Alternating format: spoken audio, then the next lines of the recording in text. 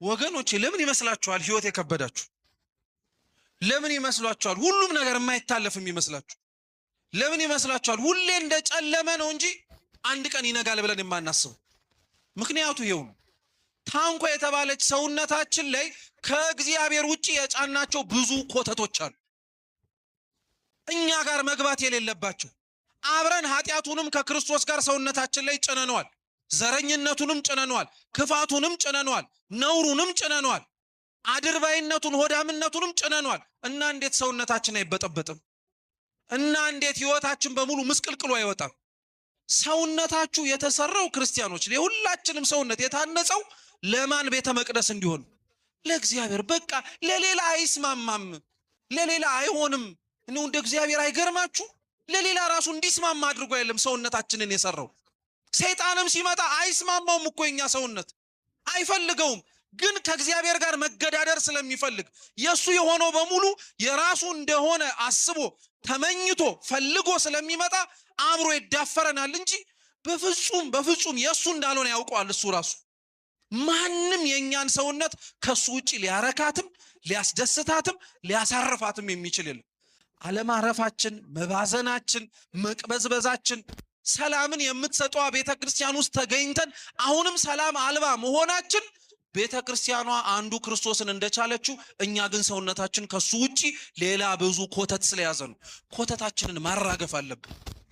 በቃ ይሄ እንቅጩን ነው፣ እውነቱን ነው የምነግራችሁ ክርስቲያኖች። ሁላችንም ኮተቱን ማራገፍ አለብን። ለእግዚአብሔር የማይስማማውን እሱ አብሮ ሰውነታችን ላይ እንዳይገኝ የማይጋብዘውን ነገር በሙሉ ማራገፍ አለብን። ዘላለም ለማንኖረው እኔ እኮ በጣም ነው የምንገርመው። ረጅም ዓመት ዘላለም ብንኖር ምክንያት ይኖረናል ላረግናቸው ነገሮች በሙሉ። ብንጠነቁልም ብናስጠነቁልም አሁን ለምንኖራት ጊዜ እኮ ነው፣ መሞት አይቀርም።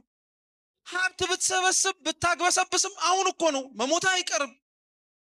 ብትሳደብ ክፉ ብትናገር ልከበር ብትል ሁሉንም ነገር ብታረግ አሁን እኮ ነው። ከሆነ ሰዓት በኋላ አንተነትህን ትረሳለህ፣ አፈር ውስጥ ትገባለህ። ለዛ ነው ቅዱስ ዮሐንስ አፈወርቅ ምን ይላል? ልብ ብላችሁ ስሙኝ። በሞታችሁበት ቅጽበት ሰው በምን ያክል ፍጥነት እንደሚረሳችሁ ብታውቁ ሰውን ሳይሆን እግዚአብሔርን እያስደሰታችሁ ትኖሩ ነበራል። አሁን የምንኖረው ማንን ለማስደሰት ነው? ለሰው አንወሻሽ። ሰው አይቶን ደስ እንዲለው፣ ሰው አይቶን እንዲኮራ፣ ሰው አይቶን ጎሽ እንዲለን ነው እንጂ እግዚአብሔርን ብለን ነው እንደኛ አኗኗራችን አይመስልማ። አፋችን ሊለው ይችላል፣ አኗኗራችን ግን አይመስለውም።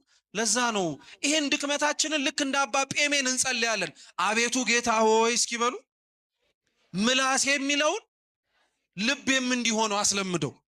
አይገርማችሁም? እንደኛ ምላስ እኮ አማኝ የለም፣ እንደኛ ምላስ ታዛዥ የለም፣ እንደኛ ምላስ እግዚአብሔር የሚል የለም። ልባችንና ሰውነታችን ግን ሌላ ያስተናገደውን ያውቀዋል። በውስጥ ጠንቅቆ ነው የሚያውቀው። ስለዚህ ክርስቶስ የተሳፈረባት ያለባት ታንኳ ማለት እኛ ነን። በቃ መሸከም የሚችለው ክርስቶስ የያዘው የተሳፈረበት ታንኳ አንድ ሰው እንደሆነ ሁሉ የኔና የናንተም ሰውነት መሸከም የሚችለው ማንም ብቻ ነው? እኛን፣ እግዚአብሔርን ብቻ። በቃ አለቅ። ሌላ ማንንም መሸከም አይችልም። እሱን መሸከም ስችሉ ነው በነገራችን ላይ ሁሉንም መሸከም እንድችሉ የሚያስችላችሁ። የእመቤታችን አካላዊ ቃልን የጸነሰችበት ጊዜ ላይ ቅዱስ ያሬድ ያመሰገናት ምስጋና ደስ ይላችኋል። እመቤታችን ንጽሕት ድንግል ማርያም ሁሉንም የቻለችው ሁሉንም የተሸከመችው ሁሉንም የሚችለውን አምላክ በማህፀኗ ስላስገባችሁ እኮ። እንዴት ቻልሽው ብለን የምናደንቃት አምላክን ሰሪውን ከነሰራው ስለተሸከመች ነው። ሁሉን መሸከም ትፈልጋላችሁ? ሁሉን መቻል፣ ሁሉን ማሳለፍ፣ ሁሉም በሁሉም ቦታ ላይ ክርስቲያን መሆን ትፈልጋላችሁ? እግዚአብሔርን ተሸከሙት። በቃ እግዚአብሔር ሰውነታችሁ ላይ እንዲገባ የተመቻችሁ ሁኑለት፣ እንሁንለት ሁላችንም። ከዛ በኋላ ማስቻያውን ታዩታላችሁ። እግዚአብሔር ያለበት ነገር ስለማይበጠበጥ ቤተክርስቲያን በየዘመናቱ የሚገጥማትን ፈተና የሚገጥማትን ውጣ ውረድ የቻለችው ማንም ብቻ ስለተሸከመች ነው።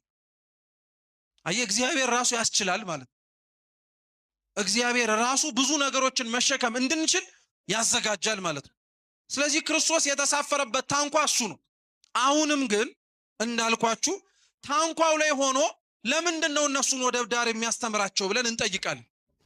እንግዲህ ታንኳውና ወደ ዳር የሆኑት ህዝብ የሚለያቸው ባህር ነው እንደሆነ እንደምታውቁት።